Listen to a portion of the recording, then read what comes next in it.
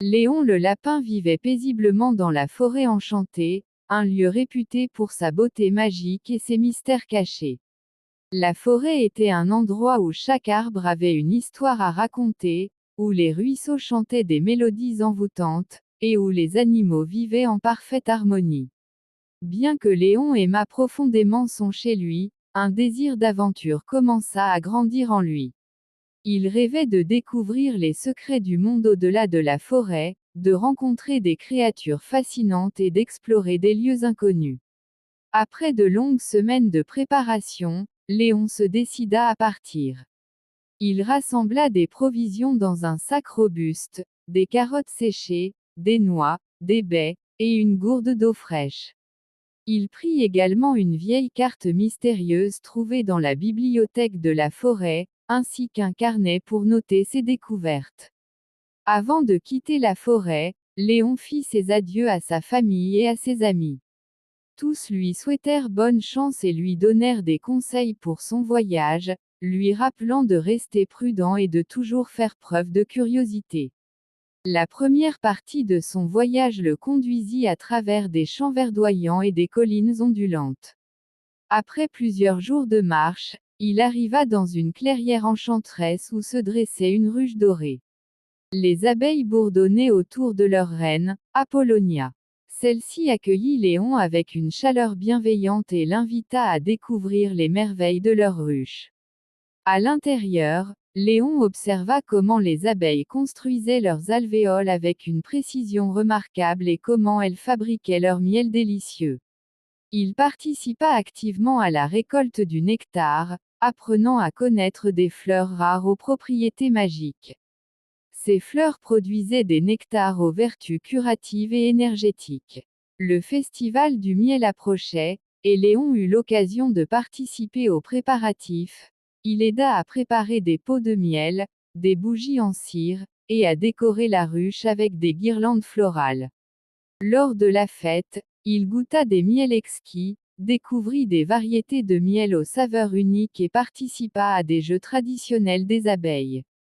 Cette expérience renforça ses liens avec les habitants de la clairière et lui donna un aperçu de la complexité de la vie des abeilles. Poursuivant son chemin, Léon arriva à un étang tranquille où une grenouille aux yeux brillants, Colette, sautillait parmi les nénuphars.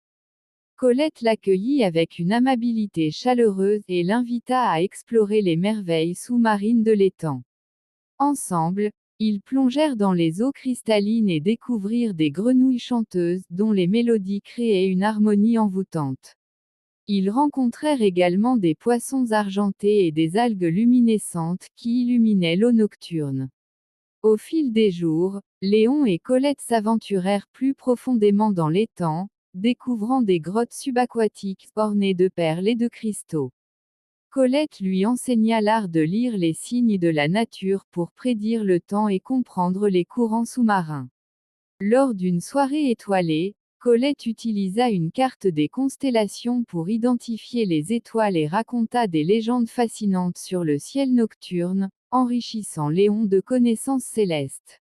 Leur aventure les mena ensuite à la clairière des mystères, un lieu empreint de magie où un vieux chêne majestueux trônait au centre. Hector, le hibou sage, les accueillit avec une profonde sagesse et les guida à travers les inscriptions anciennes gravées sur les troncs d'arbres. Hector expliqua que ces inscriptions racontaient des histoires anciennes et des prophéties sur la forêt. Au cours d'une soirée sous les branches du vieux chêne, Hector leur révéla des contes sur les étoiles et les constellations, illustrant comment les étoiles avaient guidé les anciens voyageurs et façonné les légendes de la forêt. Les histoires d'Hector fournirent à Léon et Colette une perspective enrichissante sur l'histoire et les mystères de la forêt. En continuant leur voyage, Léon et Colette arrivèrent au village des souris, où une communauté de souris se préparait pour une grande fête. Sacha, la souris en chef, les accueillit et les invita à participer aux préparatifs. Ils décorèrent les maisons avec des guirlandes de baies et des ornements faits main, apprenant les techniques artisanales des souris. Léon et Colette prirent part à la préparation des plats pour la fête, découvrant des recettes traditionnelles à base de fruits et de graines. Le jour de la fête, le village se transforma en un lieu de fête vibrante avec des danses, des chansons, et des spectacles de marionnettes. Léon et Colette partagèrent des histoires et des jeux avec les habitants, découvrant les coutumes locales et participant activement aux festivités. Cette expérience leur permit de mieux comprendre les traditions des souris et leur donna une appréciation pour les petites choses de la vie. Leur voyage les conduisit ensuite à la forêt des échos, un lieu où chaque son se répétait de manière magique. Ils rencontrèrent des renards qui utilisaient les échos pour créer des mélodies envoûtantes et découvrir des passages secrets. Léon et Colette apprirent à manipuler les échos pour créer des harmonies fascinantes et assistèrent à un grand concert organisé par les renards. Le concert était une performance spectaculaire où les échos apportaient une harmonie magique à la forêt, transformant les sons quotidiens en musique envoûtante. Léon et Colette découvrirent également des techniques pour utiliser les échos pour communiquer à distance et résoudre des énigmes sonores. En poursuivant leur périple, Léon et Colette arrivèrent à la montagne des mystères. Ils trouvèrent une caverne cachée derrière une cascade, où des cristaux scintillants créaient des motifs magiques. Lumière, un petit dragon avec des écailles luminescentes, les guida à travers la caverne, leur expliquant les propriétés magiques des cristaux. Les cristaux avaient le pouvoir de révéler des visions du passé et de l'avenir, permettant à Léon et Colette de voir comment les événements passés avaient façonné le présent et comment leurs propres actions influenceraient l'avenir. Ces révélations leur offrirent des perspectives précieuses pour leurs futures aventures et les aidèrent à prendre des décisions importantes pour leur voyage. Leurs aventures les conduisirent ensuite au Festival de la Lune, un événement rare où les villageois se rassemblaient pour célébrer la pleine lune. Dans un village pittoresque au pied de la montagne, les maisons étaient décorées de lanternes flottantes et de guirlandes lumineuses. Pendant le festival, le village s'illumina sous la pleine lune avec des danses, des chants, et des cérémonies en l'honneur de la lune. Léon et Colette participèrent aux célébrations, découvrant la signification des rituels lunaires et partageant des moments de joie avec les villageois. Ils assistèrent également à des spectacles de danse et de musique, où les artistes utilisaient la lumière de la lune pour créer des effets spectaculaires. En explorant le jardin des étoiles, Léon et Colette découvrirent une forêt illuminée par des fleurs nocturnes qui émettaient une lueur douce et apaisante. Héloïse, une vieille tortue sage, les guida à travers les sentiers illuminés et les jardins de lumière. Héloïse leur enseigna l'art de la méditation nocturne, les aidant à contempler les constellations et à écouter des histoires anciennes sur les étoiles. Léon et Colette trouvèrent ce moment de tranquillité particulièrement enrichissant. Alors qu'ils prenaient le temps de réfléchir à leurs expériences et de se connecter avec la magie de la nuit. La prochaine étape de leur voyage les mena au village des écureuils, où la communauté se préparait pour l'hiver. Oliver, un écureuil amical, les invita à aider à stocker des noix et des graines pour les mois froids à venir. Ils découvrirent les techniques ingénieuses des écureuils pour se préparer au froid, apprenant comment ils construisaient des caches de nourriture et des abris pour les mois d'hiver. Avant l'arrivée de l'hiver, le village célébra une grande fête d'automne avec des plats à base de fruits secs et de noix, des jeux, et des danses. La fête fut un succès retentissant et apporta une touche de joie à la saison. En arrivant à la vallée des papillons, Léon et Colette trouvèrent un labyrinthe naturel formé par des haies de fleurs colorées. Aurélia, un papillon élégant, les guida à travers le labyrinthe, leur montrant des passages cachés et des lieux secrets. Ils découvrirent également des jardins de fleurs aux couleurs éclatantes, où des papillons dansaient dans les rayons du soleil. Lors d'une danse magique des papillons, Léon et Colette apprirent à se déplacer avec grâce et à apprécier la beauté éphémère des papillons et des fleurs. Cette expérience leur offrit une nouvelle perspective sur la beauté naturelle et la fragilité de la vie. En explorant la caverne de la lumière, Léon et Colette trouvèrent des cristaux lumineux créant des motifs envoûtants sur les parois de la caverne. Lumière, le petit dragon, les guida à travers les tunnels lumineux, leur expliquant les propriétés magiques des cristaux. À travers ces cristaux, Léon et Colette virent des visions de leur avenir, découvrant comment leurs actions influenceraient le monde et prenant des décisions importantes pour leur voyage. Les visions leur offrirent des aperçus précieux sur les défis à venir et les opportunités à saisir. Dans la vallée des échos, chaque son se répétait de manière magique, créant une harmonie unique. Léon et Colette rencontrèrent des renards qui utilisaient les échos pour créer de la musique envoûtante et découvrir des passages secrets. Ils apprirent à manipuler les échos pour créer des mélodies fascinantes et assistèrent à un grand concert organisé par les renards. Le concert fut une expérience magique, avec des mélodies éthérées qui résonnaient à travers la vallée et créaient une ambiance enchanteresse. En explorant la forêt des Lumières, Léon et Colette découvrirent des arbres illuminés par des lanternes flottantes et des lucioles scintillantes. Fée, une petite créature lumineuse, les guida à travers la forêt, leur montrant comment utiliser les lanternes pour créer des motifs lumineux et guider les voyageurs à travers les sentiers obscurs.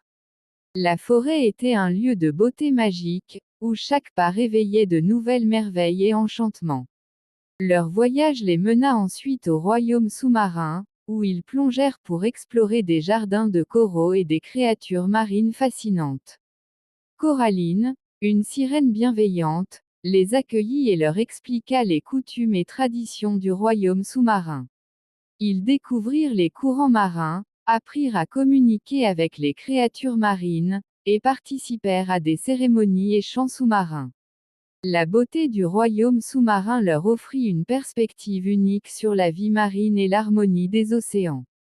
Aux îles flottantes, des îles suspendues dans les cieux étaient reliées par des ponts de nuages.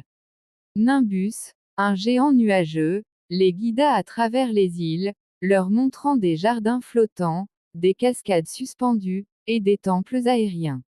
Nimbus expliqua comment les îles étaient maintenues en l'air par des vents magiques et comment les courants aériens influençaient leur équilibre. Léon et Colette apprirent à manipuler les courants aériens pour maintenir l'équilibre des îles et découvrir les merveilles des paysages aériens. Dans le désert des mirages, où les mirages révélaient des secrets cachés, Zéphyr, un esprit du vent, leur expliqua les mystères des illusions. Ils explorèrent des dunes de sable doré, trouvèrent des oasis cachées, et découvrirent des trésors enfouis. Zéphyr leur enseigna comment les illusions pouvaient cacher des vérités et comment les mirages pouvaient guider vers des lieux secrets. Cette expérience leur donna une nouvelle perspective sur la perception et la réalité. En arrivant au jardin suspendu, Léon et Colette découvrirent des plantes et des fleurs flottantes créant des paysages enchâssés. Églantine, une fée du jardin, les accueillit et leur enseigna l'art de cultiver des jardins flottants. Ils apprirent à faire croître des plantes dans les airs, créant des paysages enchâssés de beauté et d'harmonie. Les jardins suspendus offrirent un havre de paix et de beauté naturelle, où chaque fleur flottante ajoutait à l'enchantement du jardin. Après des mois d'aventure, Léon et Colette revinrent dans leur forêt natale, enrichis de souvenirs et de leçons précieuses. Ils partagèrent leurs découvertes avec leurs amis et leurs familles, organisant des festivals et des ateliers pour transmettre leurs connaissances. Ils créèrent un musée vivant où les habitants pouvaient découvrir les merveilles du monde extérieur et ouvrir une académie dédiée à l'apprentissage et à l'exploration. Les jeunes explorateurs pouvaient y découvrir les leçons tirées des voyages et apprendre les compétences nécessaires pour poursuivre leurs propres aventures. Leur retour fut célébré par tous les habitants de la forêt enchantée. Léon et Colette furent accueillis avec des festivités grandioses, où chaque créature partagea des plats, des histoires et des chansons en leur honneur. Les festivités marquèrent la fin de leur voyage, mais le début d'une nouvelle ère de découverte et d'apprentissage pour la forêt. Léon et Colette reçurent une invitation pour assister à la Grande Convergence, un événement rare où toutes les créatures magiques se réunissaient pour célébrer l'harmonie et l'équilibre. Lors de cette grande célébration, chaque créature partagea ses propres découvertes et contributions à la magie de la forêt. Léon et Colette prirent la parole pour raconter leurs aventures, inspirant tous les participants à continuer à explorer et à préserver l'harmonie du monde. Ils expliquèrent comment leur voyage les avait appris à apprécier la beauté, la diversité et la complexité de la vie. Ainsi se conclut l'aventure de Léon et Colette, marquée par la découverte, la magie et l'inspiration. Ils avaient exploré de nombreux lieux merveilleux, rencontré des créatures fascinantes, et appris des leçons précieuses en cours de route. Leur voyage avait enrichi non seulement leur propre vie, mais aussi celle de tous ceux qui avaient croisé leur chemin. Leur héritage de curiosité et de partage continua de rayonner à travers la forêt enchantée, inspirant d'innombrables générations futures à poursuivre leurs propres aventures et à célébrer la magie de la découverte.